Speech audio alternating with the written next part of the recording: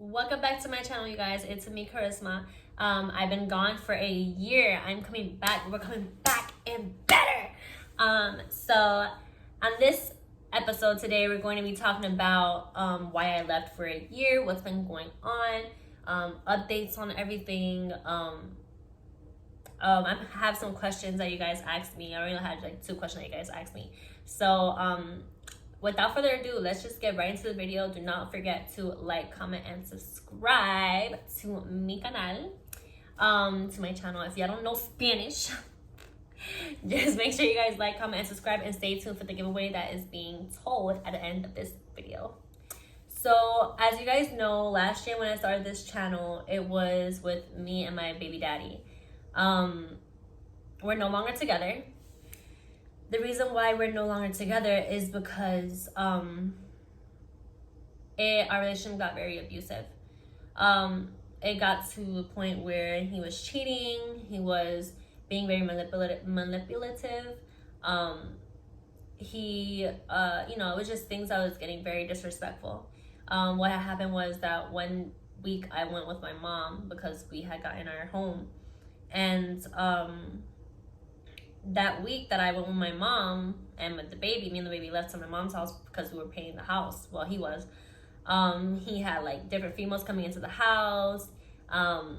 She was staying there like until I came back, and then when I came back, I work from 4 until 2 a.m.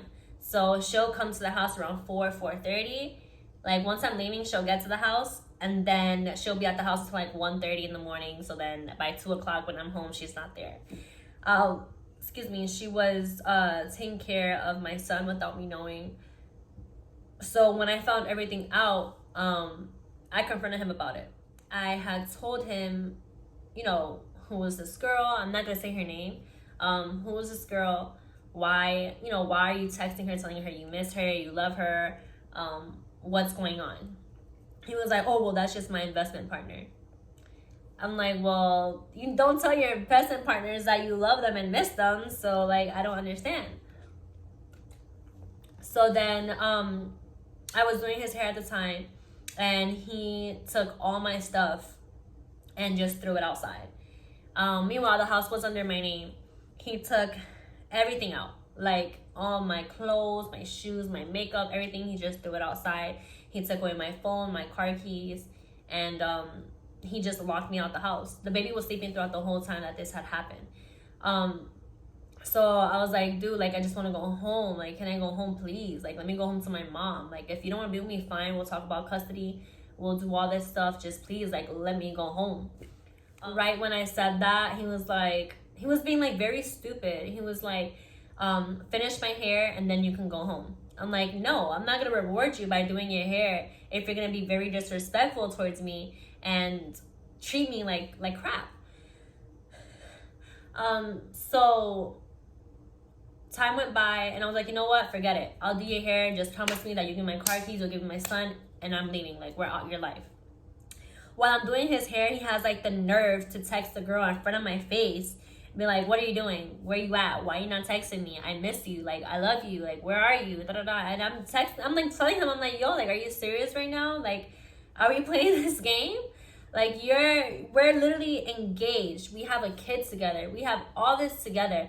And you really have the nerve to just get up and leave? Like, what sense does that make?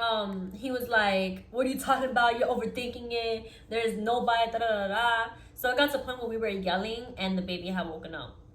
He was like, you see what you did? You woke up the baby. And I was like, I woke up the baby? We both did. I was like, I caught you in a whole lie, and you're just sitting here like if it's okay that you're lying and manipulating me. Time went by, and I kept on stopping. I kept on crying. And then the baby was up at the time, and I don't really like crying in front of him because they say babies feel what we feel. So I kept on crying, everything like that. Once I finished, he was trying to be nice. And then once I finished his hair, he became like a freaking asshole. So I was like, I asked him for the control. It was like 2 o'clock in the morning, and I'm trying to get the control so I could turn off the TV and put Ezekiel back to sleep. And he was like, go find it yourself. I'm like, why are you being like that? I'm asking you a question. I was like, oh, so now that I did your hair, you're going to stay here and be a whole asshole to me? And he was like, bro, get out my face. Oh, okay. So I stay on the door to the room. He opened it, pushed me on the bed, and was like, don't slam it. If you slam the door again, you're getting kicked out. You're kicking me out of my own house, because that house was under my name. Everything in that house was under my name. So he was like, you do it again, and I'm kicking you out the house. So I slammed the door again, and I locked it this time, so you don't come into my room. I want to be alone. I want to sit and think about what's going to be my next step. I want to put my son to sleep. Like, I'm just over the night. He's like, open the door. Open the door. I'm like, no, I'm not opening the door. I was like, just please leave me alone. He goes, I'm trying to get my stuff. I'm leaving. I was like, you're not leaving. I was like, meanwhile, this man was on probation and everything like that. So me still being there for him, I literally was like, you're not leaving. You're not going to violate your probation. And you're not going to, do that. Like, no.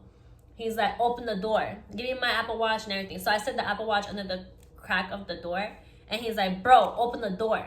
So I guess he ran and pushed the door, and the top part of the door bent a little bit and came out. I was like, dude, this is not our house. We're renting this house. Like, what are you doing? So then he pushed it again, and it broke completely. And he had pushed the baby out from my lap. And he started choking me. All I remember is, like, he's choking me, and my eyes are, like, opening, like, really freaking wide. And I'm like, I couldn't catch my breath. Like, I know if I would have did like a deep breath, I would have like died instantly right there because of how tight he was holding me. Like, he was legitimately clawing his fingernails onto my neck, and he had his other hand like if he was trying to punch my face. And the baby's crying, the baby's scared. So then he got up from me, and I passed out on the floor. Like, all I hear is my son crying throughout the whole time. So then I finally get up from the floor, and I'm like, bro, I'm done. I'm calling the cops. We're done. Like, I'm done with this. I've been dealing with this abuse for 4 years. Now my son is present, and my son had gotten injured throughout this whole thing. No, we're not doing it anymore. He was like, oh, so you're really going to give up everything that we did? Everything that's going on? Like, you're really going to give everything up that we accomplished? I said, what did we accomplish? I've been working hard. I've been the one giving you everything. I've been the one that gave you a roof over your head. I'm the one who gave you the cars. I'm the one who gave you the food, the chains, the shoes, the clothes. I'm the one who gave you all that. So really, I'm not losing nothing because I still have my job and I'm still working. So, I'm sorry. So as time went by, he was like, go ahead, call the cops. So I found my phone and I called the cops, and he snatched the phone away from me and like broke my phone and hid it from me, so that the cops won't come to the house. He's like, I can't believe you. You would really do that to me? I was like, dude, look what you just did to my face. Look what you just did to my neck. Like, are you serious right now? Look at our son. He has a bruise on his face, and he didn't care.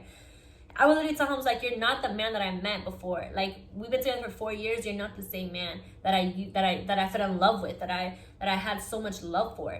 And he was just laughing at himself. He goes, I look pretty good, don't I? Like, he was just nonchalant for everything, and that was what scared me. I'm like, dude, like, do you not realize what you just did? Like, you literally almost committed murder. You attempted murder. That's what you tried to do. And he was like, no, I think I'm fine. I'm good. And I looked at him like, bro, just get out the room. Don't sleep in my bed. Like, just get away from me. He went to go sleep in the living room, and I slept in the room. He woke up. He had woke up the next morning. And he was like, baby, can I give you a kiss? I said no. I was like, get away from me. Like, he was just nonchalant, like if nothing happened the night prior or like the hours before. It was like 8 o'clock in the morning. Usually he goes to work around 6 o'clock, 6:30. So I knew he wasn't gonna go to work. So he's like, I'm going to my mom's house. I'll see you later. I'm like, okay, whatever. I didn't call the cops. I was like, you know what? I can't call the cops on him. I was like, he is the father of my son. I can't do it. Time went by, and I spoke to, she used to be my best friend, and I was like, look, what do I do? She's like, Catherine, if you don't call the cops, I will. She's like, you have a son to worry about. She's like, it's going to keep on happening. And he literally tried to kill you. She's like, look at your neck. I'll show you guys, like, around here, a picture of my neck. And I was like, no, I can't. She goes, Catherine, I'm gonna give you a couple hours. If you don't do it, I will. I texted him and I was like, hey, well, I want to talk about custody for Ezekiel. I was like, I'm pulling up to your mom's house. His mom lived like maybe 7 minutes away from me. So I pulled up and he wasn't there. So I said, yo, where are you? I was like, why are you not at your mom's house? He was like, I have to get away from you. You bring out the worst in me. He had woke up the next morning and was like, baby, can I give you a kiss? I'm like, are you serious? Like, he was like so nonchalant about what had happened the night or the hours prior to him abusing me. And him abusing me was leaning on for 4 years. I was just so scared to actually say something that it was just so depressing. I wasn't myself. I had bruises all over, black eyes, broken nose. Like, he had done so much to me that I was just scared for everything. Time went by. He's like, he was going to his mom's house. I had spoken to one of my friends, and I was like, what do I do? She was like, Catherine, call the cops. She's like, if you don't call the cops, I will. So I texted him and I was like, hey, well, I want to talk about custody for Ezekiel. So I pulled up to his mom's house. That's where he said that he was. His mom lived 7 minutes away from me. And I was like, where are you? You're not at your mom's house. He hit me with the, oh, well, you bring out the worst in me, so I can't be around you. I'm not stupid. You're with your girlfriend. Like, instead of you being a man and telling me, hey, we can't work out and we're just done, you know, we can do 50-50 custody, you wanted to move the girl into my house. You wanted to, like, live a whole different life and try to basically kill me to have my son have another mother when I'm the one who provided for him ever since he was little. That's when I just decided, I was like, you know what? Everybody's right. It's going to keep on happening. I went ahead and I went to the police station. And I guess he had like my GPS tracker on my phone. And he drove by the police station. And he saw me talking to the cops. So he was like, you called the cops on me. I thought you was with another man. How can you leave? How can you do this to me? Our son's gonna be without a father. What did I do to you? What do you mean, what did you do to me? You've been abusing me for 4 years. And I practically almost died in your face the night prior. Like, it was just too much for me. The cops had called him. I had wrote a report. They took pictures of my neck. They drove me to my house to see if he was there. He wasn't there. He went on a run for a week. He had changed his number. He had changed everything. Like, he was trying, like, literally to, like, get away completely. So as time went by, he was on the run for a week. DCF had gotten involved. DCF helped me out. I had went to court to do an injunction. I had my injunction granted so that he has no rights towards my son whatsoever. After that, I did have to go to therapy. My son had to go to therapy. Therapy actually really helped me. It helped me out a lot with everything, like my self-love. I'm single. Like, I say love, I'm like loving myself, loving my family, loving my son. I'm still single, and I think I'll remain single for a while. So therapy really helped me out a lot. And for the ladies out there, if you guys are going through domestic violence, going through abuse, if with your boyfriend or with your family or anything like that, do not be scared to speak out loud. I'm always here to listen to you guys. I'm always here to give you guys advice. I was gone for a while, but I'm back and I'm better, baby. So, you know, it feels good to actually sit and tell my side of the story, to sit and explain everything of how it went, how it's going on and stuff like that.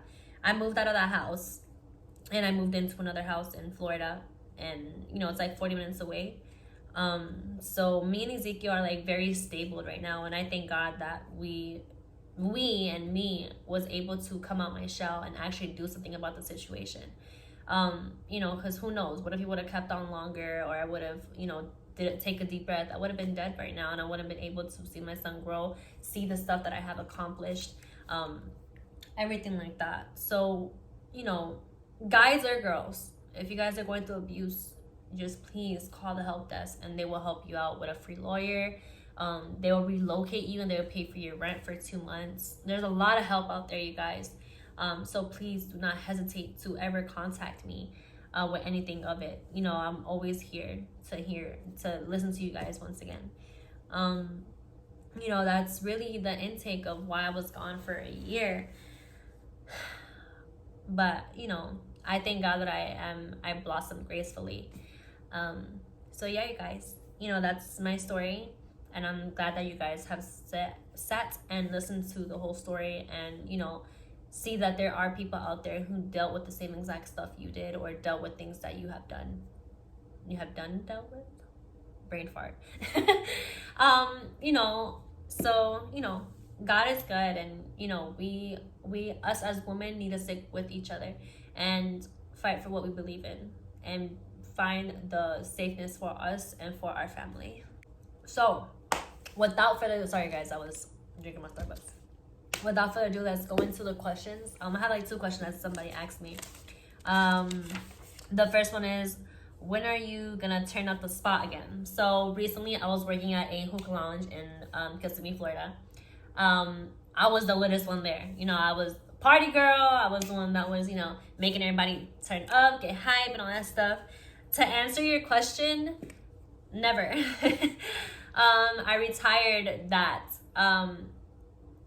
As I get older, I realized that, you know, partying and working is always going to be there, but I want to work, actual work. You know, I want to be in an office, or I want to be in the medical field.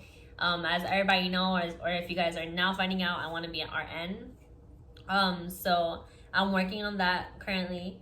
The second question is, what's the vibes? What's the vibes, dude? You know the vibes?